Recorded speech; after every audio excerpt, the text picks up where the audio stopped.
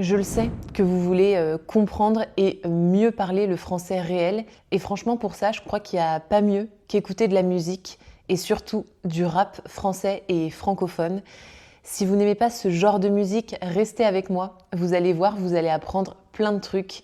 Et puis je crois que c'est en sortant de sa zone de confort qu'on progresse vraiment. Salut à tous, moi c'est Violaine. Je co-anime le podcast et la chaîne YouTube French with Panache avec Nathan.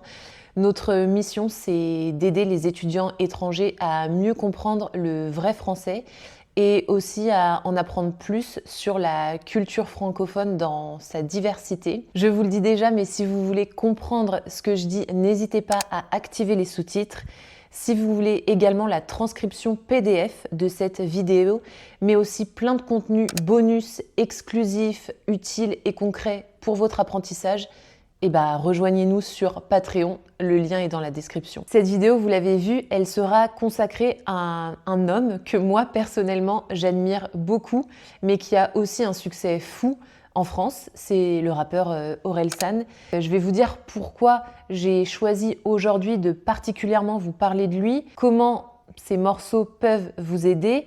On va évidemment analyser ensemble un ou plusieurs de ces couplets d'une de ces chansons. Mais avant, il faut peut-être que je vous dise pourquoi écouter du rap francophone, ça vous permet de progresser en français parlé. En fait, c'est très simple. C'est parce que le rap, c'est par définition le seul style musical qui se rapproche du français parlé. Parce que le rap est né de l'oralité, du flow ou du rythme. Donc en fait, c'est pas un texte qu'on va lire, c'est vraiment une vraie parole qu'on va dire de manière très rythmée.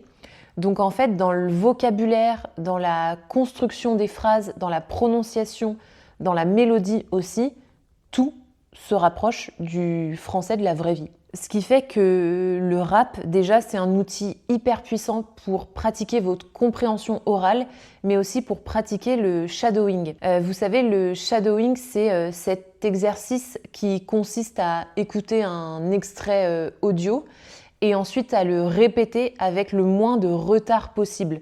Donc, en gros, vous imitez la personne qui parle comme si vous étiez son ombre, d'où shadow. Et le rap, c'est crucial parce que, en fait, vous allez pratiquer une forme hyper orale, vous allez aussi pratiquer une forme très argotique, une forme aussi qui est très segmentée, donc ça va être hyper précis. Et je pourrais vous brosser un petit peu dans le sens du poil et vous dire que c'est secondaire.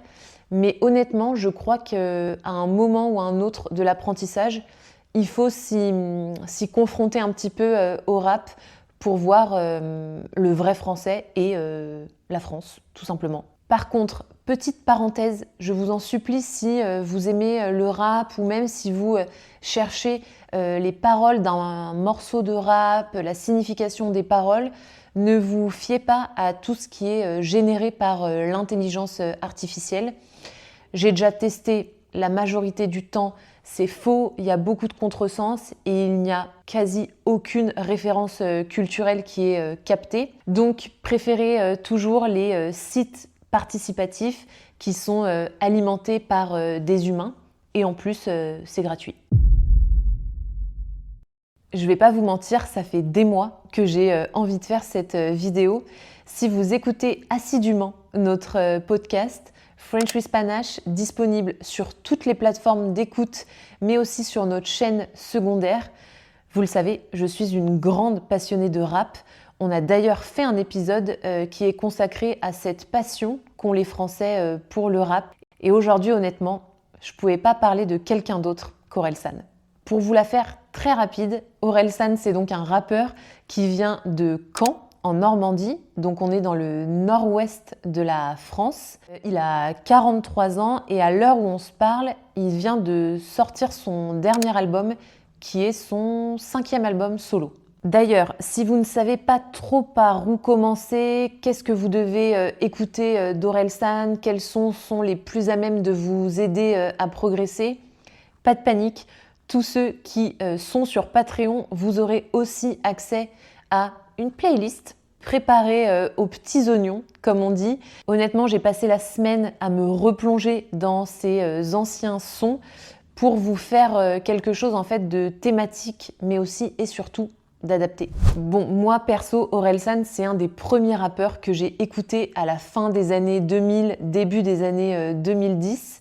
Je pense que je l'ai vu presque 10 fois en concert. Quand j'ai fait mes études, j'ai écrit un mémoire sur le rap et Orelsan était une des personnes à qui ce mémoire était consacré. Voilà, j'ai aussi eu la chance de le croiser rapidement dans un festival.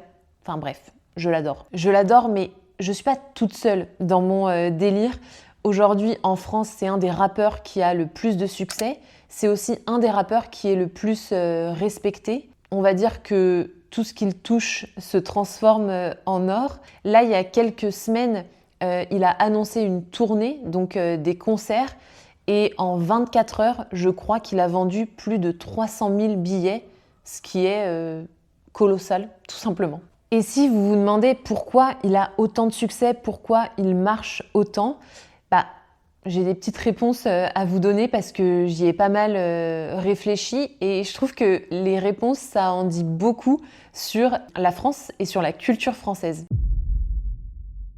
Déjà, juste ces morceaux, ils sont assez universels, c'est-à-dire que tout le monde peut plus ou moins s'identifier dans au moins un de ces morceaux. Tout le monde peut se reconnaître, il arrive à parler à tout le monde et ça déjà, c'est extrêmement fort parce qu'en fait, il raconte la vie d'un mec simple, paumé souvent, qui vient d'une petite ville, qui vient pas de Paris. Ça aussi, c'est important dans les raisons de son succès. Numéro 1 dans le rap, c'est pas mal pour un mec de province. Un mec qui s'est beaucoup ennuyé, qui a galéré pour en arriver là où il en est aujourd'hui et qui continue de galérer même une fois au sommet. Et c'est aussi un mec qui a bâti son empire, comme on dit, un petit peu avec les moyens du bord, un peu homemade, vous voyez, sans jamais oublier d'où il venait, sans jamais oublier sa ville, sans jamais aussi oublier ses potes. Et donc il y a quelque chose de très loyal chez lui. Et souvent on dit que les Français n'aiment pas la réussite, mais je crois que c'est faux. Je crois que les Français aiment une certaine forme de réussite. La réussite d'Orelsan, typiquement, une réussite qui est loyale, avec beaucoup de loyauté, une réussite qui est collective aussi et progressive. C'est-à-dire qu'Orelsan, il n'a pas percé du jour au lendemain. Et on aime aussi, je crois, quand les gens ne changent pas avec l'argent, avec le succès. Et Orelsan, il a toujours cette image de mec très simple, avec les pieds sur terre, la tête sur les épaules. Il a toujours beaucoup d'autodérision. Bon, maintenant qu'on a parlé de lui, je vous propose qu'on regarde ensemble un de ses morceaux. Aujourd'hui, j'ai choisi le morceau La fête est finie, qui vient de l'album du même nom. C'est un de mes albums préférés d'Orelsan. J'ai aussi choisi cette chanson parce que j'adore cette chanson, j'adore ce morceau, mais je l'ai aussi choisi parce qu'il est intéressant pour vous, parce qu'en fait, dedans, Orelsan ne rappe pas très rapidement. Le phrasé est assez lent. Tout est relatif, hein, ça reste du rap, mais je pense que c'est plutôt facile à suivre pour vous. Alors malheureusement, je ne peux pas diffuser le morceau dans cette vidéo à cause des droits d'auteur, mais je vais vous lire les paroles exactement comme il les prononce. Avant, petit contexte, dans le morceau qu'on va voir ensemble, mais aussi dans tout l'album La fête est finie, Orelsan parle du fait qu'il vieillisse petit à petit. Et il en parle un peu avec tristesse, nostalgie, mais toujours avec un petit regard sarcastique. Alors, je vais vous lire le premier couplet exactement comme il est prononcé par Orelsan quand il le rappe. Il est juste là, sur ma droite. On y va. Un jour, tu trouves la vodka Red Bull dégueulasse. La musique est trop forte, tu connais aucun son qui passe. Un jour, tu réalises enfin un de tes fantasmes et tu ressens comme un vide parce qu'en fait, t'as trouvé ça naze. Un jour, tu t'écrases et t'atterris dans la vraie vie. T'es plus vieux que ton père sur les photos de quand t'étais petit. Un jour, tu te sens perdu dans les fêtes de famille. Leurs portables sont pleins de photos de gosses. Toi, t'as que des photos de gamines. Bon, moi je vais pas traduire ou expliquer ligne par ligne, sinon je pense qu'on y passerait des heures, mais je vais vous donner des petites clés pour comprendre. Donc je vais vous mâcher le travail un petit peu, mais pas trop non plus, pour vous laisser un peu d'autonomie et d'indépendance, parce que c'est aussi comme ça qu'on progresse. Bon, déjà, le premier truc qu'on peut noter, en tout cas, moi, le premier truc qui me saute aux yeux quand je regarde ce couplet, c'est toutes les élisions, toutes les suppressions de la voyelle E. Ça, c'est un des trucs les plus caractéristiques du français parlé, qui va vous permettre de mieux comprendre le français parlé et de mieux le parler, si vous souhaitez aussi adopter ces élisions. Donc on les voit, hein, ces élisions, quand il dit par exemple un de tes fantasmes au lieu d'un de tes fantasmes, t'es plus vieux que ton père sur les photos de quand t'étais petit, au lieu de t'es plus vieux que ton père sur les photos de quand t'étais petit. Alors on voit qu'il y a des élisions qui sont classiques, je pense que vous connaissez déjà, notamment t'es au lieu de tu es, mais il y a aussi des élisions beaucoup plus poussées. Par exemple, que ton père quand tu étais petit. Je dis qu'elles sont plus poussées parce que normalement, l'élision classique, c'est quand on va supprimer le E quand il est juste après une voyelle. Mais là, on voit qu'Orelsan, il supprime aussi certains E alors qu'ils sont avant une consonne. Mais ça, c'est aussi quelque chose qu'on fait beaucoup en français parlé, en français oral. Franchement, c'est la preuve que si on pouvait, en français, lorsqu'on parle, on supprimerait tous les E. On se passerait de tous les E. Ensuite, pareil, en vocabulaire, on a pas mal de choses informelles, évidemment. Même si parfois vous pouvez trouver des choses assez soutenues ou des tournures assez soutenues dans le rap, parce que le rap, c'est un style qui adore mélanger les registres. Ça, c'est hyper intéressant. Pour en revenir à notre morceau, en vocabulaire, on a dégueulasse. Donc dégueulasse qui est un adjectif en fait qui permet de qualifier quelque chose qui est pas bon. Donc là, il parle du cocktail vodka Red Bull qu'il a arrêté d'aimer quand il a vieilli petit à petit. On a aussi naze. Naze, on l'utilise pas mal pour dire que quelque chose est nul, mauvais, décevant. Et donc là, dans ce morceau, oui, il dit qu'en fait, il a réalisé un de ses fantasmes et que ça l'a pas du tout comblé. Au contraire, ça lui a même laissé un vide parce que c'était nul, tout simplement. C'était décevant. Et pour finir, dans la dernière ligne, dans les deux dernières lignes, on a gosse et gamine. Là, c'est hyper intéressant parce que, alors, gosse, c'est le mot informel pour parler des enfants. Mais quand on dit gosse, en général, c'est assez neutre comme terme. Donc là, lui, il dit que tous ses proches ont des gosses, donc ils ont eu des enfants, ils sont devenus père et mère de famille. Et pendant ce temps, lui, dans son téléphone, il n'y a que des photos de gamines. Alors, gamine, c'est pareil, un mot assez informel qu'on va utiliser pour parler d'une enfant, mais c'est pas aussi neutre que gosse.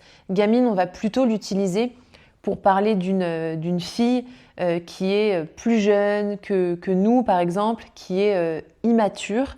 C'est exactement la même chose au masculin avec gamin. Si on dit, je sais pas, si je dis à quelqu'un « Oh, t'es un gamin », c'est que je le trouve immature.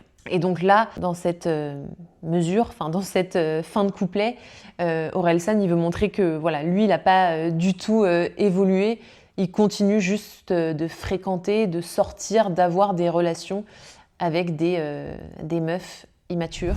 J'ai aussi envie de vous lire le pré-refrain. Le pré-refrain, il est hyper intéressant pour une chose, la prononciation du mot plus ou plus. Quand il y a plus d'alcool sur le sol que dans les verres, c'est qu'il est l'heure de rentrer.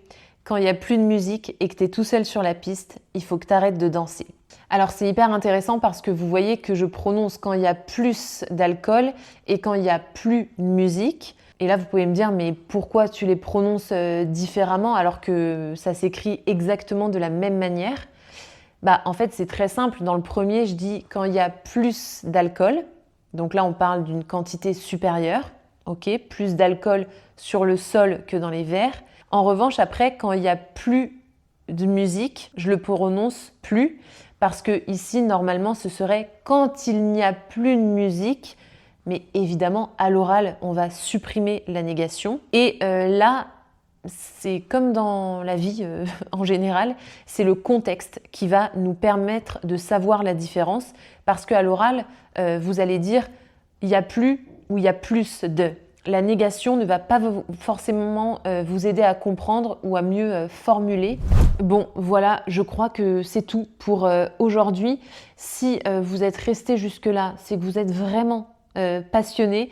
Donc, évidemment, pour tous les Patreons, j'analyserai les autres couplets sur Patreon avec la musique. Ici, je pense que c'est trop long. Je pense que je vous ai déjà saoulé. J'ai déjà trop parlé.